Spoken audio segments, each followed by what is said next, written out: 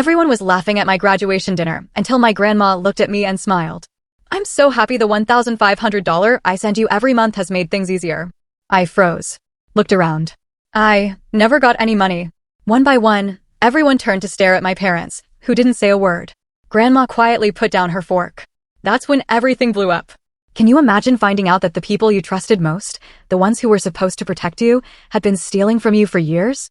That your entire life, the struggles, the sacrifices, the constant feeling of being a burden, it was all a meticulously crafted lie? That's exactly what happened to me, and it all came crashing down at my college graduation dinner with one innocent question from my grandmother.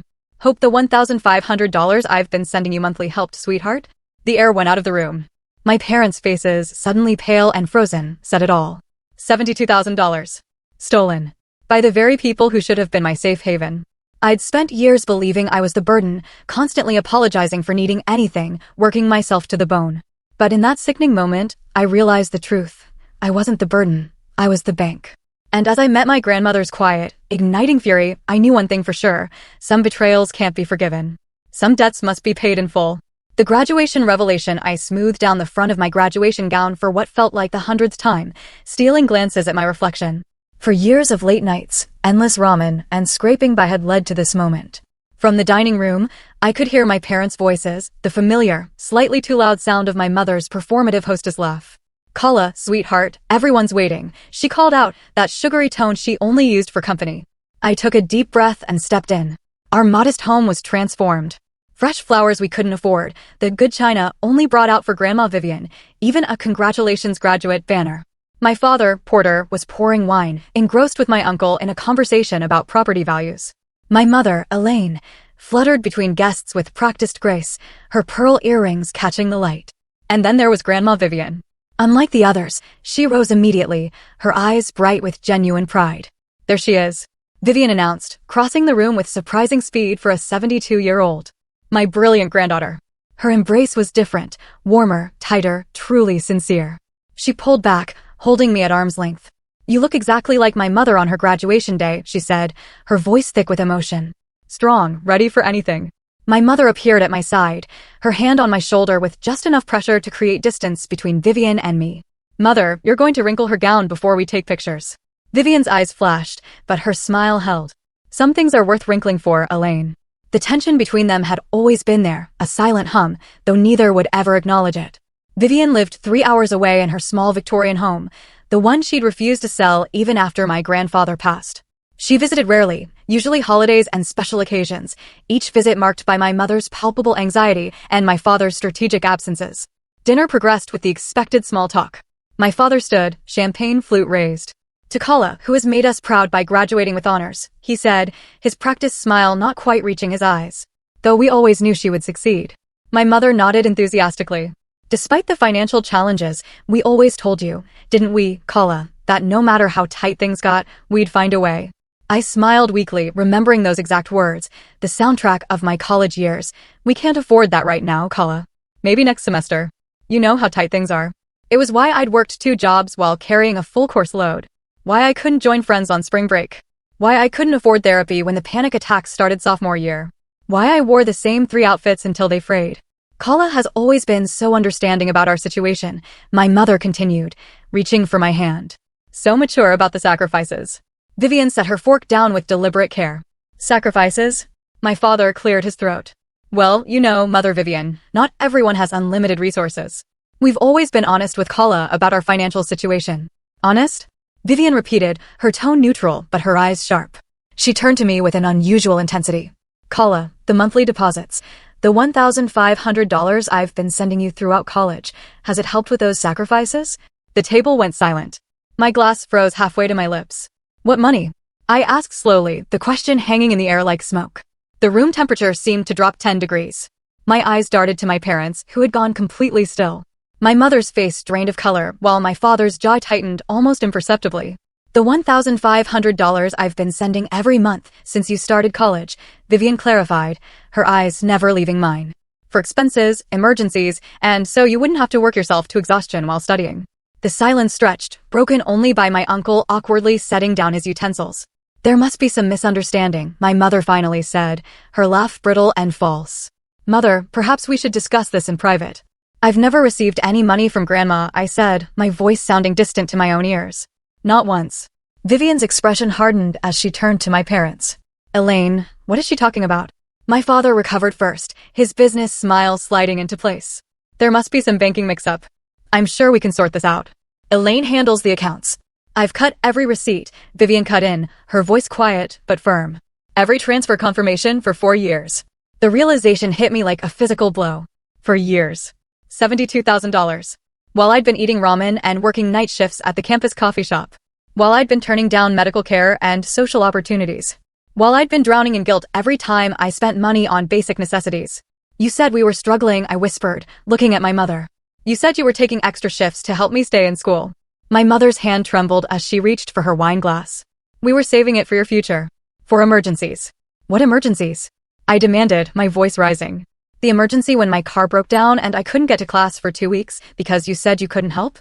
The emergency when I needed a root canal and you told me to take ibuprofen until summer break. Vivian placed her napkin on the table and stood with quiet dignity. I think we've had enough celebration for tonight. Kala, would you walk me to my car? My father stood abruptly. Mother Vivian, please. Let's not ruin Kala's special day with a misunderstanding. It's not a misunderstanding, Vivian replied coldly. And the only ones ruining anything are you and my daughter. She turned to me, her voice softening. Kala, I'll be at the Parkside Hotel downtown, room 312. Come see me when you're ready to talk.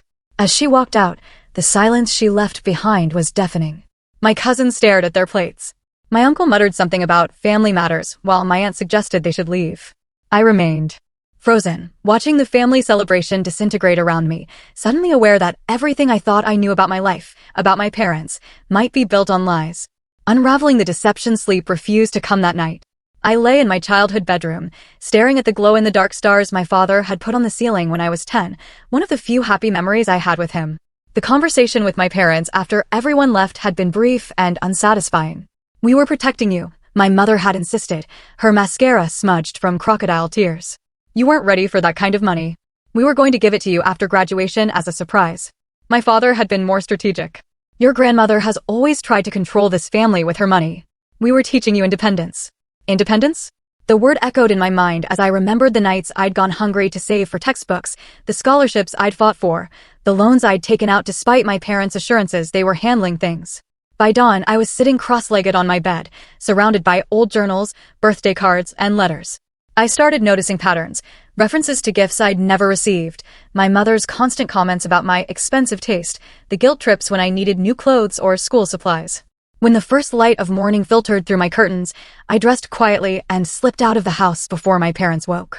The drive to the Parkside Hotel took only 15 minutes, but it felt like crossing a boundary into new territory. Vivian answered her door immediately, already dressed in a simple blue blouse and slacks, her silver hair neatly pinned back. She didn't seem surprised. I've been up since 5, she said, ushering me in. Some habits never die, even in retirement. The hotel room was modest but comfortable. Vivian had already ordered breakfast. Enough for 2. I thought you might come early, she explained, pouring me coffee. You have questions. I have answers. But first, eat something. You look exhausted. I picked out a croissant while Vivian sat across from me, her posture perfect, but her eyes gentle. I should have checked on you directly, she began, regret evident in her voice. I trusted Elaine when she said you were too busy with studies to talk much. That was my mistake. How long have you been sending money? I asked, the coffee bitter on my tongue. Vivian sighed. Since you started college. $1,500 every month.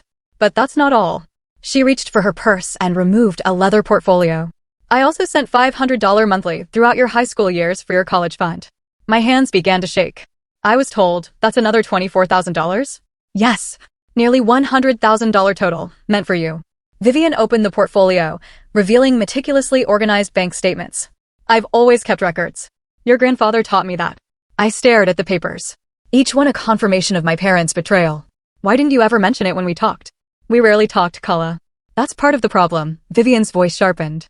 Every time I called, Elaine said you were studying or working. When I sent birthday cards or Christmas gifts with checks, she'd tell me later how you'd spent them. I believed her. She paused, her hands clasping together tightly. I should have pushed harder. I failed you. No, I said firmly. They failed me. They lied to both of us. Vivian nodded slowly. Yes. And I think we need to understand how deep this goes. After breakfast, we made a plan. I would check my bank records and gather evidence. Vivian would consult her attorney about legal options. We would meet again the next day. As I drove back to my apartment near campus, my mind raced with memories. The time my mother claimed my birthday check from Vivian had bounced, making me feel too ashamed to thank my grandmother. The college trip to Europe I'd been forced to decline because my parents said we couldn't afford the deposit, despite Vivian's money supposedly waiting in my account. The winter my heat was shut off because I couldn't pay the bill, while I worked double shifts between classes. At my apartment, I pulled out my laptop and logged into my bank account, the one my mother had helped me set up when I turned 18. I scrolled through years of transactions, searching for any trace of Vivian's generosity. Nothing. With shaking hands, I called the bank. I need to know if there are any other accounts associated with my social security number, I said after verifying my identity. I see 3 accounts, the representative replied. Your checking and savings that you're currently viewing online, and a joint account with Elaine Winter. My stomach dropped. I never opened a joint account with my mother. The paperwork was completed when you were 17, according to our records. Your mother has signatory authority. I ended the call and immediately texted my cousin Marin. We'd been close as children, but had drifted apart in recent years, something I now suspected might have been deliberate on my parents' part. Need to talk. It's important. About money and our family. Her response came within minutes. Finally figure it out? Call me. Marin's voice was familiar yet distant when I called.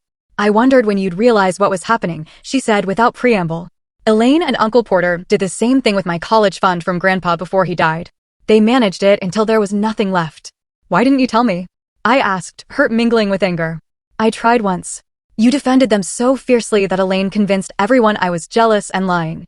After that, my parents wouldn't let me spend time with you unsupervised. Said I was a bad influence. The conversation with Marin opened another wound, the realization that my isolation hadn't been accidental. Friends who drifted away after meeting my parents. Relatives who stopped inviting me to events. The subtle ways my mother had criticized anyone who got too close. That evening, I received an email from Vivian with a notarized letter from her bank confirming all transfers made to my parents over the years, nearly $100,000, just as she'd said. The evidence was irrefutable. The confrontation I drove to my parents' house the next morning, determined to confront them directly. My mother answered the door in her bathrobe, feigning surprise. Kala, we thought you'd gone back to your apartment. Come in, I'll make coffee. My father sat at the kitchen table, newspaper in hand, as if it were any normal day. He lowered it slightly when I entered, his expression carefully neutral. I know about the joint account, I said without preamble. I know you forged my signature when I was 17. My mother's hand stilled on the coffee pot. That's a serious accusation, Kala. It's not an accusation. It's a fact. The bank confirmed it. My father folded his newspaper deliberately. We did what any responsible parents would do. You were a minor. We established an account for your future. Where's the money? I demanded. Grandma's money. My money. My mother's face transformed, her expression hardening. After everything we've done for you, this is how you repay us? With accusations? Where do you think your tuition came from? Your apartment? Your car? I paid for my apartment with my jobs, I countered. I got scholarships for tuition. And the car was from Uncle Julian. You just put it in your name because of insurance rates. You're being ungrateful, my mother said, her voice rising. We sacrificed everything for you. What did you sacrifice? I asked, my voice deadly quiet. Your trips to Mexico every winter? The kitchen renovation last year? Dad's new car. My father stood, his chair scraping against the floor. That's enough. You don't understand adult responsibilities, Kala. We had expenses. Investments. Stop lying. I shouted, surprising even myself with the force of my anger. Just stop. I have the bank records. I have Grandma's notarized statements. I know what you did. My mother's face crumpled into tears, the same performance I'd seen countless times when she wanted to end a difficult conversation. How can you do this to us after all we've done? You're breaking my heart. For the first time, I recognized the manipulation in her tears. The way she'd always twisted situations to make herself the victim. How many times had I comforted her when I was the one who had been wronged? I'm going to find out exactly what happened to that money, I said, backing toward the door. And I'm going to make sure Grandma knows everything. My father's expression darkened. Don't threaten us, Kala. We're still your parents. Not anymore, I whispered, the words burning my throat. Not after this. I left their house feeling both shattered and strangely free. In my car, I found a text from Vivian. My attorney will see us at 2 p.m. I'll pick you up at your apartment. We'll face this together. For the first time in years, I felt like I wasn't alone. Seeking justice, the attorney's office was housed in a converted Victorian downtown, its interior warm with wood paneling and leather chairs. Mr. Harlow, Vivian's attorney for over 20 years, was a slim man with silver-rimmed glasses and a deliberate way of speaking that immediately put me at ease. What we're looking at here, he said after reviewing our documents, is potentially financial fraud and grand theft. The forgery of your signature on the joint account when you were a minor is particularly troubling. Vivian sat beside me, her hand occasionally squeezing mine when my voice faltered as I explained my financial history. The psychological component is equally concerning, Mr. Harlow continued. What you're describing, the isolation from family members, the guilt manipulation, the controlled narrative about money, these are hallmarks of financial abuse. The word abuse landed like a physical blow. I never applied that term to my upbringing, despite the constant anxiety, the walking on eggshells, the crushing guilt whenever I needed something. Can we prove it? Vivian asked, her voice steady, but her fingers trembling slightly against mine. With what you've provided, we have a strong start, Mr. Harlow confirmed. Bank records don't lie. The notarized confirmation of your transfers, Miss Winter, establishes intent. Now we need to trace where the money went. As we left the attorney's office, Vivian suggested dinner at a small restaurant nearby. Over soup and sandwiches, she watched me with concern. You're very quiet, she observed. Having second thoughts? I shook my head. Just processing. Remembering things differently now. Like what? Like when I was 16 and wanted to attend a summer writing program at Northwestern. Mom said we couldn't afford it, even though I'd earned a partial scholarship. She cried about how embarrassed she was that she couldn't provide opportunities for me. I pushed my soup bowl away. I wrote a letter declining the scholarship, apologizing for wasting their time. Vivian's expression darkened. That was the summer I sent an extra $3,000 specifically for Kala's writing program. Elaine told me you'd changed your mind about attending. There were so many things like that, I whispered. School trips, doctor visits, even clothes. I wore the same jeans until they had holes because Mom would make comments about how expensive my taste was, how tight money was that month, while they renovated their bathroom and took cruises, Vivian added, her tone bitter. I blame myself, I admit it, for wanting too much, for being a burden. Vivian reached across the table, her eyes fierce. You were a child. Their child. Never a burden. The next day, I met with Miss Reynolds, my high school English teacher. She'd always taken a special interest in my writing, often giving me extra books and sometimes even lunch money, which I'd accepted with burning shame. I'm not entirely surprised, she said when I explained why I wanted to meet. I called Child Protective Services once, during your junior year. I stared at her in shock. You did what? Miss Reynolds nodded gravely. You came to school in December wearing only a light jacket. When I asked about a winter coat, you said you didn't want to stress your parents out by asking for one. You were working at that grocery store after school, but seemed afraid to spend money on yourself. She sighed. CPS visited, but your mother was very convincing. Said you were going through a dramatic phase. Nothing came of it. That evening, Vivian introduced me to Uncle Julian, my father's brother, whom I barely knew. He'd been largely absent from family gatherings for years, something my father had explained away as Julian's instability. Julian met us at Vivian's hotel, his resemblance to my father striking despite his more casual appearance and genuine smile. Porter cut me out years ago, he explained, accepting the coffee Vivian offered. After I confronted him about some financial irregularities in our mother's estate. What kind of irregularities? I asked. Julian's expression hardened. Money disappeared. Accounts were mysteriously emptied. Porter had power of attorney. And when I questioned certain transactions, I became persona non grata.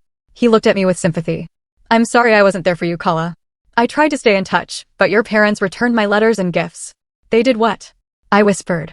Classic isolation tactic, Vivian murmured. Cut off potential allies.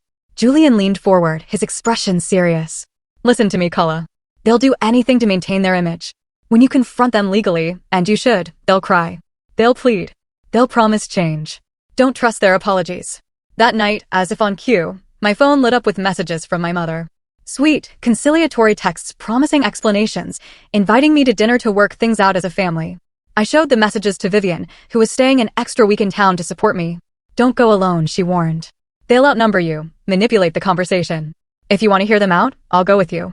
My boyfriend, Ree, called while I was with Vivian. We'd been dating for 8 months. He was kind and stable, if somewhat conventional.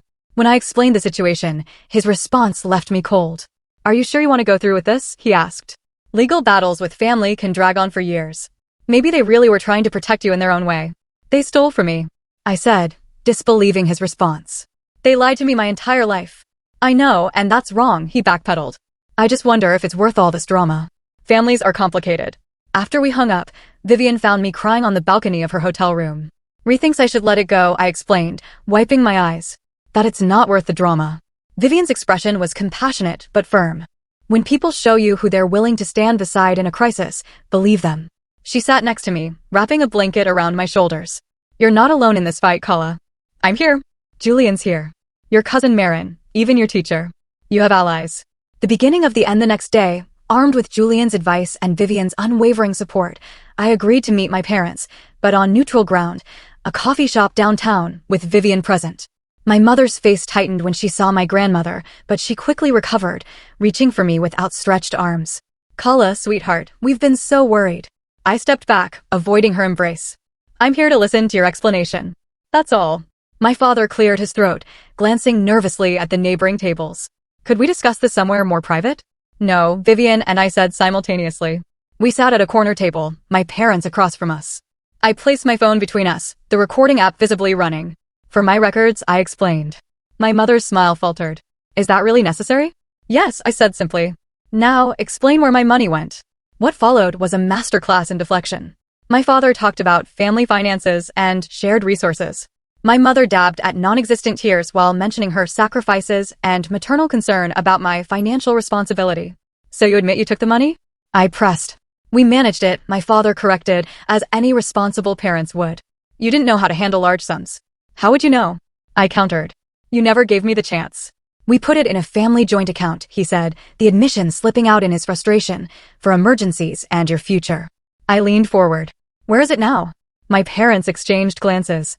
There were expenses, my mother began vaguely. What expenses? I demanded. Your tuition? I had scholarships and loans. The car? Uncle Julian paid for that. My father's composure cracked slightly. We're your parents, Kala. We don't owe you an itemized receipt for every decision we made on your behalf. Vivian, who had been silently observing, finally spoke. Actually, legally you do. Especially since you forged her signature and diverted funds specifically designated for her use. My mother turned on Vivian, her mask slipping completely. You've always undermined my parenting. Always thought you knew better. Well, look what you've done now. Turn my own daughter against me. You did that yourself, Elaine, Vivian replied calmly. I stood, gathering my phone and bag. This meeting is over. My attorney will be in touch. As we walked away, my mother called after me, her voice breaking dramatically. Kala, please. We're still your family. Vivian's arm wrapped around my shoulders as we reached the door. Family doesn't steal from family, she said, loud enough for my parents to hear. And family certainly doesn't manipulate a child into believing she's a burden. Outside, in the bright afternoon sun, I took my first deep breath in what felt like days. What now? Vivian's smile was both sad and determined. Now we make sure they never do this to anyone else. And we build something better for you. Something honest. For the first time since my graduation dinner, I felt something like hope blooming in my chest. The road ahead would be difficult, but at least now I could see it clearly, and I wasn't walking it alone. The legal battle begins the morning I filed the formal legal complaint. Something shifted inside me. Standing beside Vivian in the county courthouse, watching as the clerk stamped and processed our paperwork, I felt a strange sense of calm replacing the storm that had raged within me for weeks. How do you feel? Vivian asked as we descended the courthouse steps. Like I'm finally fighting back, I said, surprised at the steadiness in my voice. The complaint was comprehensive: financial fraud, forgery, theft by conversion.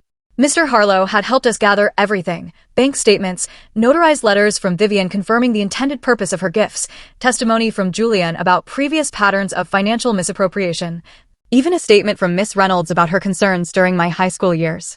They won't take this lying down, Vivian warned as we drove back to her hotel. She'd extended her stay indefinitely, moving from the Parkside to a long-term rental apartment downtown.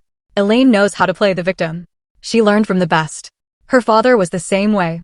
I'm ready, I said, though my stomach twisted at the thought of what was coming. News traveled quickly in our small town. By that evening, my phone was buzzing with texts from family friends and distant relatives. Some offering support, others demanding explanations. The story had begun to spread. Kala Winter was suing her parents for fraud.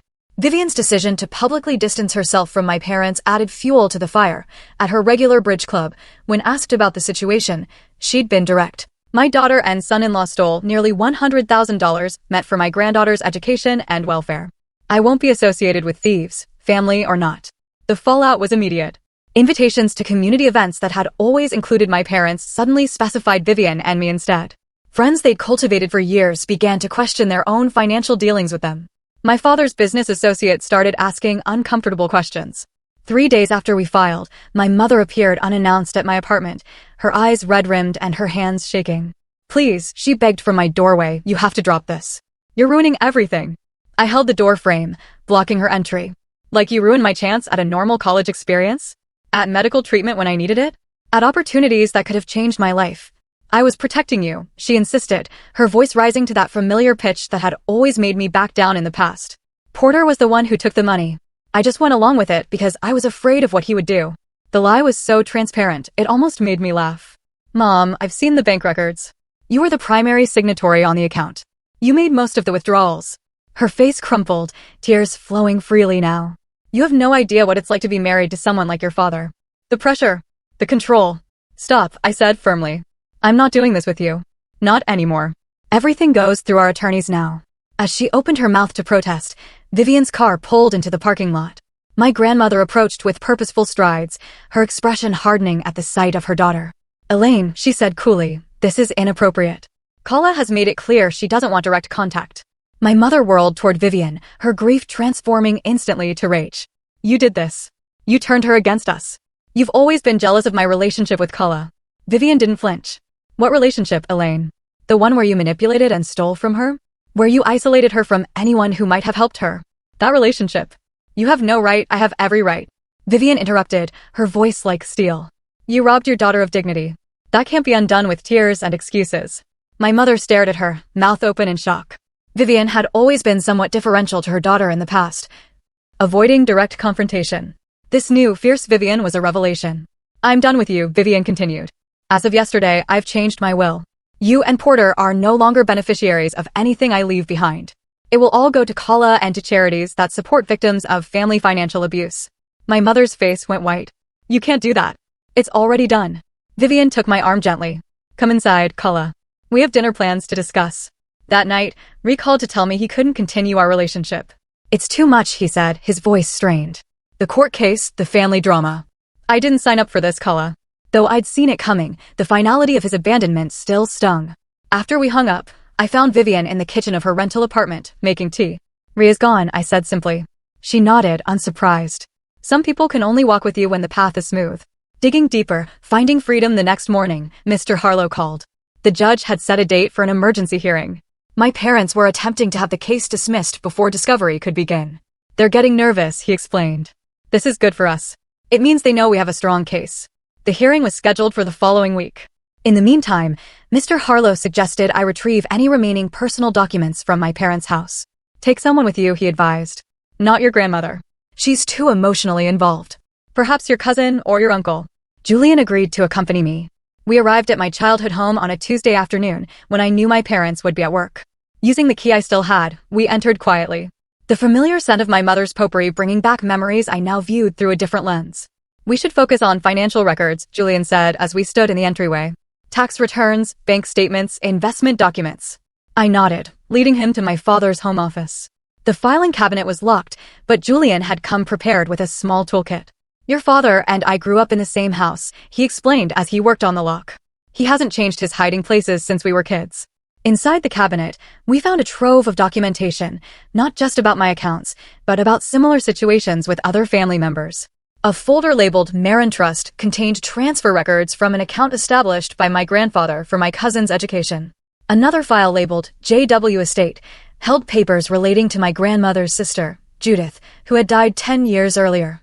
They've been doing this for years, Julian muttered, his expression darkening as he flipped through the pages. To multiple family members. We photographed everything, careful not to disturb the original arrangement. As we prepared to leave, I made a detour to my old bedroom, wanting to retrieve a few childhood keepsakes. The room had been transformed. My twin bed was gone, replaced by an exercise bike and weight bench. My bookshelves had been removed, the walls repainted. There was no trace of me left. They were planning to erase me even before all this, I realized aloud, my voice echoing in the unfamiliar space. Julian placed a hand on my shoulder. They can change the room, Kala. They can't erase who you are. Speaking my truth the day of the hearing arrived with a sense of inevitability. The courthouse was busier than I'd expected, with several familiar faces in the corridor, neighbors, former teachers, even my mother's bridge club friends. Vivian greeted them with quiet dignity while I tried to calm the butterflies in my stomach. My parents arrived with their attorney, a sharp-featured man named Bennett who specialized in defending white-collar criminals. My mother was dressed in muted colors, her makeup minimal, playing the role of the wounded parent. My father looked grim but composed in his best suit. Inside the courtroom, Judge Levinson, a stern woman in her 60s, reviewed our filings with methodical precision. After the attorneys presented their initial arguments, she looked directly at me. "Miss Winter, I understand you wish to make a statement. While unusual at this stage, given the nature of this case, I'll allow it." I rose on shaking legs, feeling Vivian's encouraging presence behind me.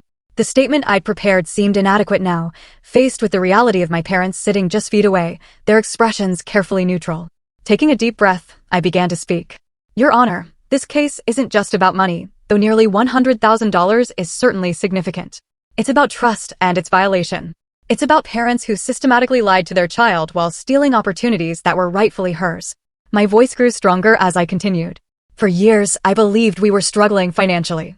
I worked multiple jobs while studying full-time. I went without medical care. I missed opportunities that could have shaped my future differently. All while my parents used money designated for my welfare to renovate their home, take vacations, and maintain appearances in our community." The courtroom was silent as I spoke about the forgery, the hidden account, the pattern of isolation and manipulation, finding evidence of similar behavior toward other family members. Through it all, I kept my voice steady, my eyes occasionally meeting those of my father, who couldn't maintain my gaze. "I don't take this action lightly, Your Honor, but the systematic deception I experienced wasn't the result of a single bad decision or a temporary lapse in judgment. It was a years-long campaign to control me through financial manipulation while stealing what was meant to help me build my future." I swallowed hard before finishing. No child should have to sue their parents for basic honesty. But no parent should steal from their child while convincing her she's a burden. When I sat down, the silence lingered for several seconds before Judge Levinson cleared her throat. "Thank you, Miss Winter." She turned to my parents' attorney. "Mr. Bennett, does your side wish to respond?" Bennett rose smoothly. "Your Honor, we believe this is a family misunderstanding that has been tragically blown out of proportion.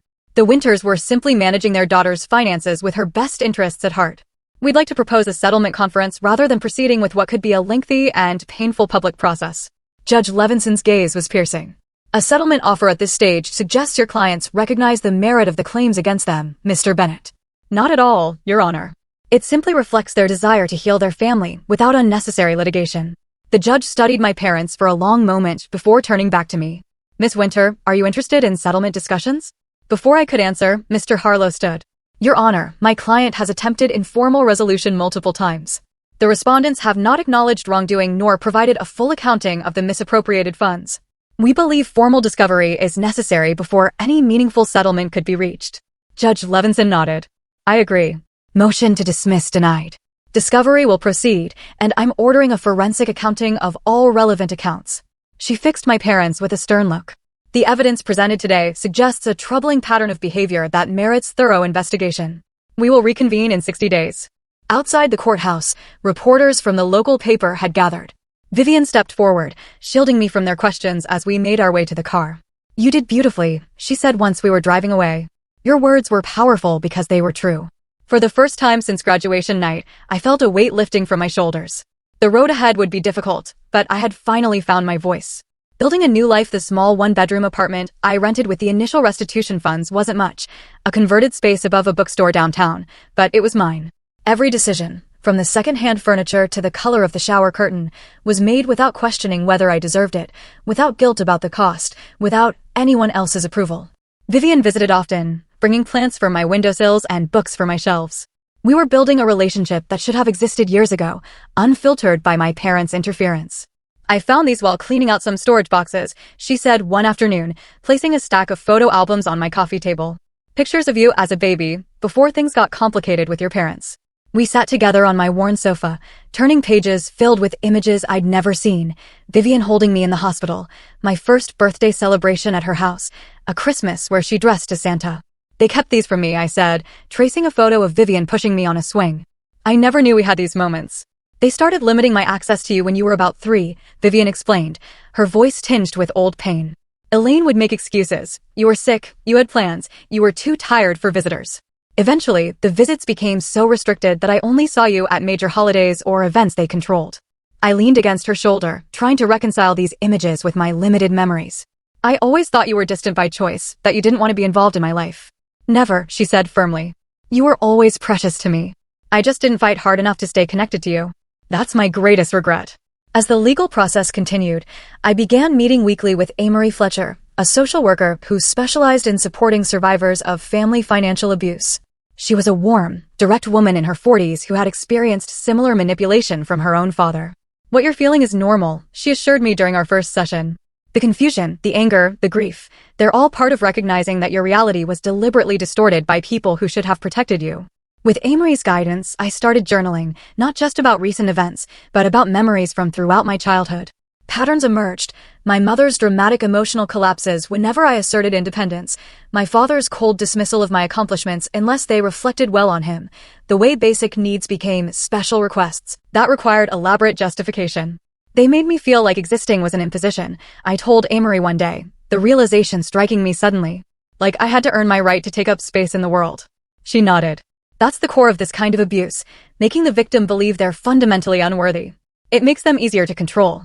One evening, at Amory's suggestion, I wrote a letter to my 14-year-old self, the girl who had begun working weekends at a local grocery store, turning over most of her earnings to her parents for household expenses while believing her family was on the verge of financial collapse.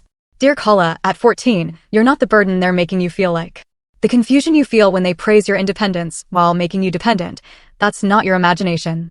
The guilt you carry for needing new shoes or wanting to join the school trip, you don't deserve that. The way you've learned to make yourself smaller, to need less, to apologize for existing, none of that is because there's something wrong with you. The money you earn that disappears into their hands, it's not really helping with bills. The stories about financial struggle are lies, designed to keep you grateful for scraps. The isolation you feel from friends and relatives isn't because you're unlikable or too needy. It's deliberate. I wish I could tell you it gets better soon, but the truth is, it will take years before you discover what they've been doing. But when you do, you'll find real support. You'll find your grandmother, the woman they've kept at arm's length your whole life. You'll find your voice. You'll begin to understand that you deserve basic dignity and honesty. You're not alone, even though it feels that way now. Keep those small dreams alive. Keep writing in your hidden journal. Keep believing there might be more to the world than what they show you. One day, you'll build a life they can't touch. With love from your future self, Kala. Forgiveness. Not forgetting, after 2 months in my apartment, Vivian invited me to stay with her at her Victorian home, 3 hours away. Just for the summer, she suggested. I'm working on a memoir and I could use your writing expertise. Plus, it would give us time together without the constant reminders of the court case. The timing felt right. Discovery was ongoing, with forensic accountants tracing the path of Vivian's money through various accounts and investments. My parents had made one more attempt at settlement, offering to repay half the amount with no admission of wrongdoing, which we had rejected outright. They still don't understand, I told Mr. Harlow after reviewing their offer. This isn't just about the money. It's about accountability. Vivian's home was exactly as I'd imagined from the few times she'd described it. A graceful 2-story Victorian with a wide porch and gardens that bloomed with careful planning. My room overlooked a Japanese maple tree that cast dappled shadows across the hardwood floor. This was meant to be your room whenever you visited, Vivian explained as she helped me unpack. I kept hoping your parents would relent and let you stay for summers or school breaks. For the first time since graduation, I felt truly at peace. Mornings were spent helping Vivian with research for her memoir, a project she'd begun after retiring from teaching English at a local community college. Afternoons were mine for reading, walking, or working on my own writing. Evenings were for long conversations on the porch, filling in the decades of connection we'd missed. One weekend, my cousin Marin drove up to visit, bringing old family photos and stories I'd never heard. We sat in Vivian's sunroom, reconstructing relationships that had been distorted by my parents' narratives. They told me you thought you were too good for the rest of us, Marin admitted, sorting through pictures from a family reunion I barely remembered. That you didn't want to be associated with the countryside of the family. I shook my head, the familiar ache of lost time settling in my chest. They told me you all stopped inviting me because I was difficult and high maintenance. Classic triangulation, Marin said, the term familiar from my sessions with Amory. Keep everyone separated so no one compares notes. We were interrupted by the sound of Vivian's security system chiming. Through the window, I saw my mother's car pulling into the driveway. I didn't know she was coming, I said, tension immediately flooding my body. Vivian appeared in the doorway, her expression grim. She's not invited. I'll handle this. From the sunroom window, I watched as my grandmother met my mother at the front gate. Their conversation was brief, my mother's gestures becoming increasingly agitated while Vivian remained perfectly still. Finally, my mother collapsed into tears, falling to her knees on the walkway in a display I'd seen countless times, the ultimate manipulation when all else failed. Vivian didn't move to comfort her. Instead, she spoke a few final words and turned back toward the house, leaving my mother crumpled on the path. When she returned to the sunroom, Vivian's face was composed, but her hands trembled slightly. What did she want? I asked. Forgiveness, Vivian replied simply. She claims her father has left her, that she's alone and realizes her mistakes. She wants to make amends. Do you believe her? Vivian considered the question carefully. I believe she's suffering. I believe she may even regret some of her actions, but I don't believe she's capable of the kind of honest self-reflection necessary for true change. What did you tell her? That she's no longer welcome at my home. That she'll answer to you, not to me. That we're not her support system anymore. Vivian sat beside me, taking my hand. Was that too harsh? I thought of all the years of manipulation, the carefully constructed lies, the opportunities stolen, the relationships sabotaged. No, I said finally. It was honest. That's all we can be now. 2 weeks later, I received a letter from my mother. 20 pages of flowing handwriting, alternating between self-justification and desperate pleas for reconciliation. She described my father's emotional abuse toward her, his controlling behavior, her fear of standing up to him. She claimed to have saved some of Vivian's money in a separate account for emergencies that my father didn't know about. I read the letter twice, searching for something genuine amid the familiar patterns of manipulation. There were moments of apparent insight, admissions of jealousy toward my relationship with Vivian, acknowledgement of using guilt to control me, but they were embedded in excuses and deflections of responsibility. I won't ask for forgiveness, she wrote toward the end. I don't deserve it, and requesting it would be another form of emotional manipulation. I only want you to know that I see clearly now what I've done, and I'm working with a therapist who specializes in narcissistic behavior patterns. Whether you ever want contact with me again is entirely your choice, and I will respect whatever boundaries you set. That evening, I built a small fire in Vivian's backyard fire pit. Marin and Vivian joined me as I placed the letter on the flames, watching as the pages curled and blackened. I'm not angry anymore, I said as the last page disappeared into ash. I'm just done. The next morning, Marin showed me a news article on her phone. My father had been arrested for corporate fraud. Apparently, his creative accounting practices extended beyond family funds. The company where he'd worked as financial controller was pressing charges for embezzlement dating back 5 years. I felt nothing but a dull recognition. Of course, he had been stealing elsewhere. The pattern was too ingrained to be limited to family. Are you okay? Vivian asked when I showed her the article. Yes, I said, realizing it was true. Their choices don't define me anymore. From silence to advocacy as summer turned to fall, the court case reached its conclusion. With the evidence of the forensic accounting and my father's separate legal troubles, my parents agreed to a full settlement, repayment of all stolen funds plus damages for emotional distress. The money felt almost incidental now. The real victory was in the truth being acknowledged, in the reconstruction of my understanding of my own life. With part of the settlement, I made a decision that surprised even me. I established a scholarship fund at my alma mater for students who had experienced financial hardship or family estrangement. We named it the Vivian Trust for New Beginnings. Why use my name? Vivian asked when I showed her the paperwork. Because you showed me what real support looks like, I explained. Not control disguised as help, but genuine belief in someone's right to build their own future. The article appeared in the Sunday edition of the local paper, 6 months after the settlement was finalized. Graduate uncovers family fraud that went unnoticed for years. The reporter, Andrea Keene, had approached me through Mr. Harlow, asking to share my story as part of a series on financial abuse within families. People don't talk about this, Andrea explained during our interview. They feel too ashamed, too confused about their own experiences. Your willingness to speak openly could help others recognize what's happening to them. The article was thoughtful and detailed, focusing not just on the financial aspects, but on the psychological impact of long-term manipulation. When it was published, I braced myself for backlash, for accusations of family disloyalty or attention-seeking. Instead, my inbox filled with messages from strangers sharing similar experiences, adult children whose inheritances had been diverted by siblings, grandparents who had been blocked from helping grandchildren, college students whose parents had leveraged financial support to control their choices. I thought I was the only one, wrote a woman named Tessa. Reading your story was like seeing my own life reflected back at me for the first time.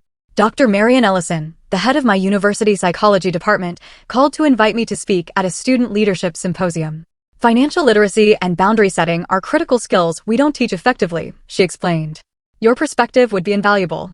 Standing at the podium in the campus auditorium, facing rows of students not much younger than myself, I felt an unexpected calm. I had brought my journals, the raw, unfiltered record of my journey from confusion to clarity. Financial abuse doesn't always look like obvious theft, I began, opening to a dog-eared page. Sometimes it looks like protection that keeps you dependent. Sometimes it sounds like we're struggling while opportunities disappear. Sometimes it feels like constant guilt for having normal needs. I read entries spanning years, from high school anxieties about asking for school supplies to college calculations about whether I could afford antibiotics for strep throat. With each reading, I saw recognition dawn on different faces in the audience. The response was overwhelming. Students lined up afterward to speak with me, many sharing whispered confessions of similar dynamics in their own families. Faculty members asked for resource lists and warning signs. The University Counseling Center requested permission to develop a workshop based on my experiences. What began as a single speaking engagement evolved into a modest platform. I started a podcast called Inheriting Silence, where I interviewed experts on financial abuse and shared stories from survivors who had reclaimed their autonomy. Each episode ended with practical resources, legal options, support groups, financial literacy tools. The podcast gained traction slowly, then caught the attention of a producer at a national radio network. After a feature segment aired nationally, listenership exploded. 6 months into the podcast's run, I received an email that stopped me in my tracks. It was from a 16-year-old girl in Oregon named Lily. "I've been listening to your podcast in secret for months," she wrote.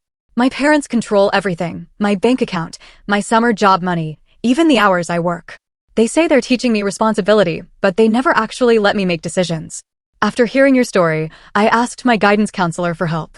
She contacted my aunt, who I haven't seen in years because my parents said she was unstable. Turns out my aunt has been trying to reach me all along. She's helping me set up a separate account for my earnings and applying to colleges without my parents knowing. For the first time, I feel like I might have a future they can't control. I don't know if I'll ever be brave enough to confront them like you did, but knowing I'm not crazy or ungrateful for questioning them has changed everything. Thank you for speaking when it would have been easier to stay silent." I showed the email to Vivian, who had become my most steadfast supporter and frequent podcast guest.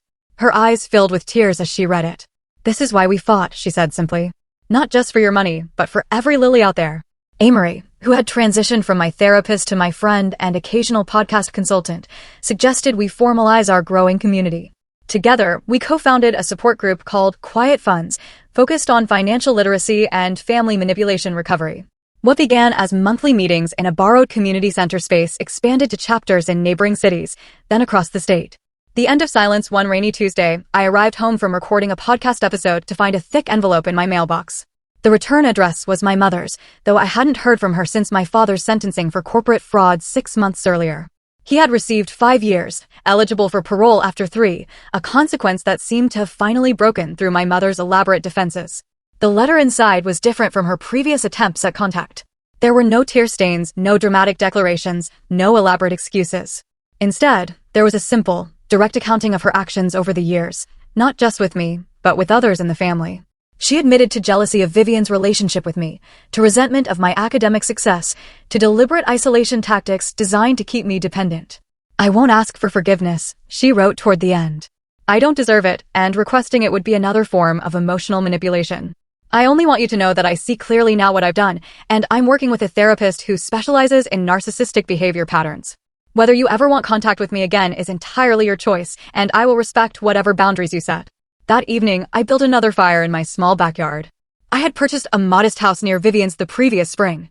This time, as I placed the letter on the flames, the feeling wasn't of anger or finality, but of quiet closure.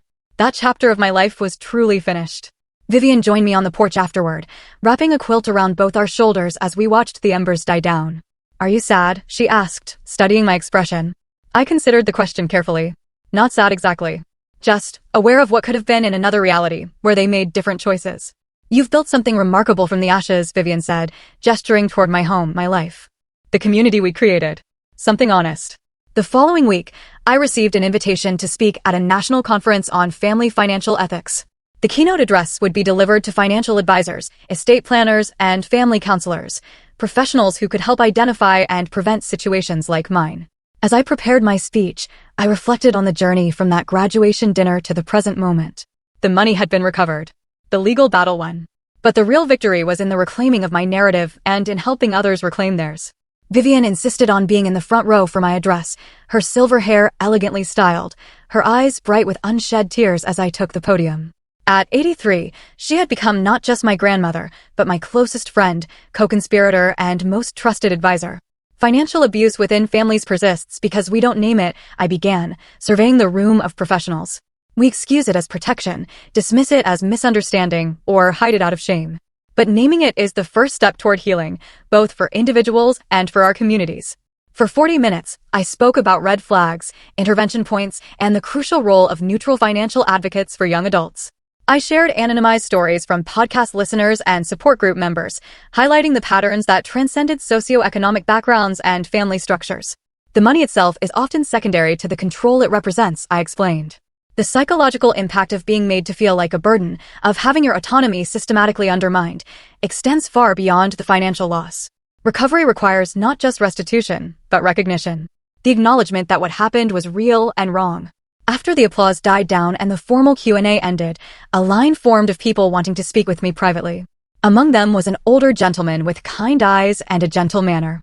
My daughter stopped speaking to me 5 years ago, he confided.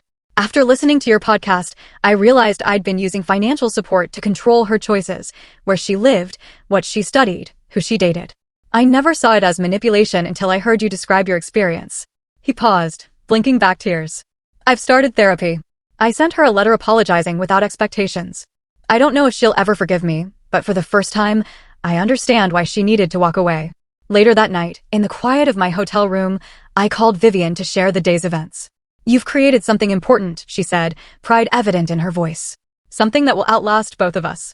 We created it, I corrected her. I couldn't have done any of this without you. You would have found your way eventually, Vivian insisted. You always had that strength inside you.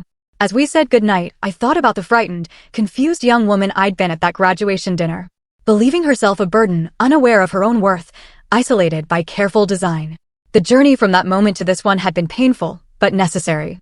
I opened my laptop and began typing the introduction to the book I'd been considering for months. I didn't lose a family that day at my graduation dinner. I found the courage to build a real one. One founded on honesty instead of manipulation. On support instead of control. On love instead of fear. This is that story. The cursor blinked on the screen, steady and patient, waiting for the words that would transform private pain into public purpose. Outside my window, the city lights twinkled like stars. Each one representing a life connected to countless others through invisible threads of influence and care. Somewhere out there were people still trapped in silence, still questioning their own perceptions, still believing themselves unworthy of basic dignity. For them, I would keep speaking. For them, I would continue turning inheritance into advocacy. For them, and for the young woman I once was, I would make sure the silence ended here. What would you sacrifice to reclaim your stolen dignity? How far would you go to protect those you truly love? If this story of betrayal and redemption resonated with you, please like, subscribe, and share for more powerful narratives that explore the shadows within families and the courage it takes to step into the light.